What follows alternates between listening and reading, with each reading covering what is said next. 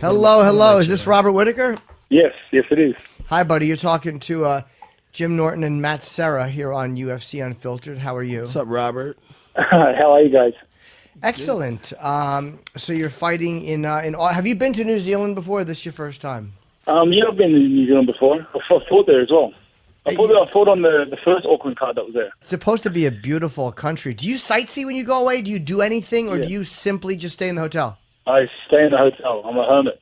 The room service laugh at me because I have to come in and they clean days worth of crap. Do you know, by the way, Chris is pointing out that you're from New Zealand, so I'm a true asshole. My apologies. I'm looking at the as we talk. We look at the prep sheet, and I am a true asshole thinking you're fighting in New Zealand, and no one is correcting me. I'm just seeing Auckland, New Zealand, and I'm like, oh, okay. I'm thinking you're on the Mark Hunt card, but that's incorrect. I went with it as well, so it's all good. Okay, but thank you very much for tolerating the stupidity of my question. I haven't fought neither Australia. I'm reading it right now. That's great. We got these notes. Robert, let me ask you, Jacare's ground game, obviously, you know what he's looking to do. Tim Boetsch knew what he was looking to do, and he took him down, and he nearly took his arm off. You're a way different. Styles make fights, and you're a way faster fighter than Tim Boetsch, and you present different problems, even like getting it to the floor. What are we working on with the floor? I mean, are you working bad scenarios? Are you working just a lot of defense? Yeah, it's funny. It's like once we had an opponent, the prep didn't change. I'm always trying to further my game on the ground, and always trying to further my game wrestling, and I'm always making these gains regardless of the opponent. But definitely we manipulated the training to work worst case scenarios. I don't want to go in there and have a jiu-jitsu match with him. That'd be putting the chips in his favor, if you would. Well, you're a purple belt, correct? I want to go out there and I want to implement my game. Are you a purple belt? Yes, I am. Okay. Yeah, so you're try to avoid getting into a jiu-jitsu match with him. No, obviously you don't want to go in there and jump to guard. I'm just saying, this guy. I mean, he's gotten better with the strikes, and he's using it to close that distance. It's like a Damian Maia, where he's so good in that one area, but it's not like you have to beat him down there. It's even about just getting back up to your feet. If he gets you down, I'm sure you're working out of your wrestling too. But have you ever fought somebody with such a dangerous ground game? That's a funny question because is there anyone who has such a dangerous ground game to fight? That's a good point, man. That's a good point. Yeah. I'm trying to think of somebody else. Well, I mean, in that weight class, Damian Maia, it's up there, man, because, Damian Maia is the only guy I could think of where, there's Gunnar Nelson's up there. I mean, you get these guys that are just like elite in this one area.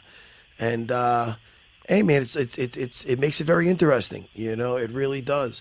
But, and this is going to be, how many rounds is this? This is 3 round. It's on the main card. Yeah, this is the fight. The co-main is Rose fighting Michelle Watterson, and this is the second fight on the main card. That's what I'm saying. This is the second fight on the card.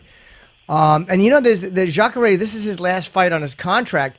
So does that mean anything to you? And I ask that because he's going to be fighting very, very hard to go out and make himself in a much better free agent position. And also, if he leaves the UFC, it puts you in a much better place in that division. I've heard that being brought up twice now, and it has. I don't know what I'm supposed to feel. It doesn't change the fact that I have to go out there and I have to fight him. I'm sure even if it wasn't his last fight on his contract, he'd still be coming out to try and put it on me. But so it doesn't really have a significant impact. I'm just focusing on trying to get in there and put him away.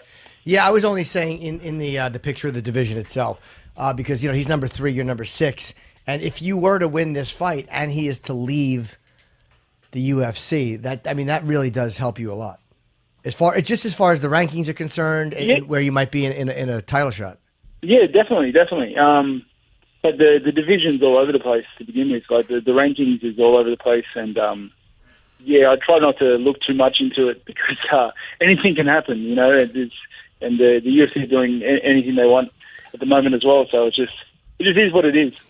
And regardless whether his last fight on the contract or not, just the fact that it's Jacare, if you take this guy out and you make a statement with it, I mean, that's a feather in your cap. I mean, because right now he's been on fire lately, and you're having obviously a nice run yourself, winning your last 5 out of 6. You take him out, you're definitely making a case for yourself, man, because he is the guy that people are talking about that should be getting a shot from. They're making an argument about that. So this is a big opportunity, Robert, man. I'm excited for you. Matt, to correct you, Robert's won 6 straight. My fucking bad. I'm sorry, Robert. Robert's like, why are you throwing a loss in there, you cock? It's all good. I knew it was a bunch. The last time we spoke to you, Robert, was for the Derek Brunson fight, I believe.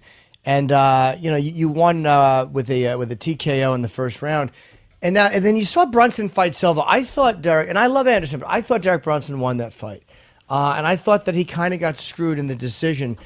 And I've seen a lot of questionable decisions, I guess, in the last year or so. Does that change the way you approach fighting? I mean, because you really know that a very bad decision could be made. Yeah, you're right on that, but.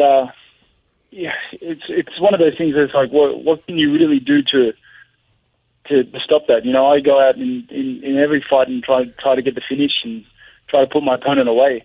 But it is what it is, and it's one of those things like if once you leave it to the judges, it's in the hands of them. And how do you feel about obviously we're gonna have a Bisping GSP championship fight? Does that do you feel like GSP is jumping the line, or do you feel like it's understandable that he is getting the title shot immediately? I'm the one that's jumping up in weight. Yeah, it's funny because I'm a huge GSP fan, and I'm happy for his return. But I'm not as happy that he's returned in my division. Right. He's definitely I think for someone who finished up in welterweight, for him to jump the cube in the middleweight is a bit raw, but I'm not the champ. I'm not the UFC. They make the rules. They put the fight together, and so I'm fighting Jacare, so that's my role. Yeah, and I'm just wondering how the fighters see it. Now, when you say you're not happy he's in your division, does that mean because you might have to possibly face him, or just the fact that he jumped up and got a title shot? Both parts of that question. The first one is, I don't really want to face him because I admired him through his welterweight years, and he's a legend of the sport. He's a really good fighter, but not so happy that I may have to verse him. And the second part is he did jump the queue. He wasn't fighting at middleweight when he finished, and there are a lot of good aspects, good fighters in the middleweight top 10, and they're a hard run themselves. Well, and it does happen once in a while. And again, I'm just back to Brunson Silva because it's the most recent example of this I can think of, where one guy is so admiring of the other guy. I thought he showed way too much respect for Silva in the ring, and he was much more hesitant than, again, it's easy to say someone who's not standing across from Anderson Silva, but he's an extremely strong guy, an extremely aggressive guy. And it was like watching Wonder Boy against Tyron Woodley. Both guys were a little bit more cautious than I would have recommended had they asked me. Because sometimes when you're overly respectful or overly cautious, it can keep you from getting knocked out, but it can also prevent anything from happening in your favor. Yeah, definitely. I definitely have respect for Jacare's skill set. It'd be a fool not to. But I don't think it'll impede me in any way because, I have deep confidence in my own. So how do you prevent being taken down? Throw punches at him and punches with bunches. It's true, and he's all over the place, man. He's quick. He's quick for a middleweight, Robert. Ain't that right, Robert? Because you felt that you fought at welterweight at one point. Yeah, I started my UFC career in welterweight, but then moved up to middleweight, and I like to think I have speed on my side. I move a lot as well. It's hard for someone to pin me down to the cage and get that open match shot off because of my movement. He's all over the place. What made you move up? Did you get sick and tired of the weight cut? Yeah, the weight cut was unbearable.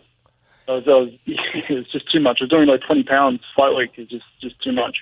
Yeah, I mean, look, it seems to have worked well for Hendricks and Gastelum. Gastelum just wouldn't fucking smoke pot right after the fight. Be in great shape. Oh man, I'm bummed out that fight. I'm extremely bummed out about that fight. It's like, but it is kind of like, you can't do it right after the fight, dude. Is that what he did? He must have. It was in competition, right? In competition is 12 hours before, 12 hours after. So at some point. 12 hours after. Yeah. What are you doing? Give the guy a break. What are you doing? All right, Robert. Well, listen, good luck on Saturday in Kansas City. You are on the, obviously the main event is Mighty Mouse against Wilson Hayes. And, Rose Namajunas against Michelle Waterson, and you guys are the second fight up. You against Jacare. I'll see you over there, Robert. I'm going to be out there with my buddy Aljo Sterling, so I'll say hello. And I'm sorry for my stupid question in the beginning where I thought you were on the Derek Lewis Mark Hunt card. I saw New Zealand, and I asked if you've ever been there. And then it goes, he was born there. So that's a big yes. No, it's all good. Thank you very much, guys. All right, buddy. Have a great fight. All right, Robert. All right. Thanks, pal. Thank you, guys.